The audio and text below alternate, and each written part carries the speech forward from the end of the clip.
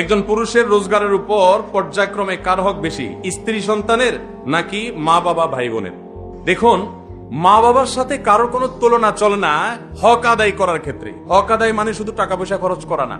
আল্লাহ এবং তার রাসূল সাল্লাল্লাহু আলাইহি সাল্লামের পর সর্বোচ্চ শ্রদ্ধা পাওয়ার হকদার, সর্বোচ্চ ভালোবাসার হকদার কে? মা এবং বাবা। মা বাবার চাইতে বেশি ভালোবাসা পাওয়ার হকদার পৃথিবীতে আর কেউ, শ্রদ্ধার হকদার আর কেউ। কিন্তু অর্থ ব্যয় করার ব্যাপারটা একটু ভিন্ন। স্ত্রী যদি থাকে তাহলে প্রত্যেক স্বামীর উপরে কর্তব্য তার স্ত্রীর ভরণ পোষণের ব্যবস্থা করা।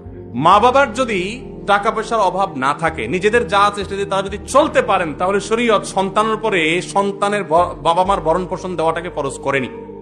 কথা কি বুঝতে পারছেন? কিন্তু মা বাবার প্রতি শ্রদ্ধা দেখানো, তাদের জন্য অর্থকড়ি নফল হিসাবেও খরচ করা, এটা আমৃত্যু, এমনকি মৃত্যুর পরেও করতে হবে, আজীবন করতে হবে, মৃত্যুর পরেও করতে হবে। স্ত্রীর সাথে তো যতদিন বৈবাহিক সম্পর্ক থাকে ততদিন, বৈবাহিক সম্পর্ক না থাকলে তখন আর তার ভরণ পোষণ আবশ্যক হবে না। অতএব এটা দেখে কেউ আবার এটা মনে করেন না যে ইসলাম কি মা বাবার উপর স্ত্রীকে অগ্রাধিকার দিয়েছে কিনা, মোটেই না। কিন্তু খরচের যদি ব্যাপার হয়, স্ত্রী অন্যের ঘর থেকে এসছে আপনার ঘরে, অতএব তার সম্পূর্ণ দায় দায়িত্ব আপনার, আপনি তার ভরণ পোষণের ব্যবস্থা করে দিবেন। মা বাবা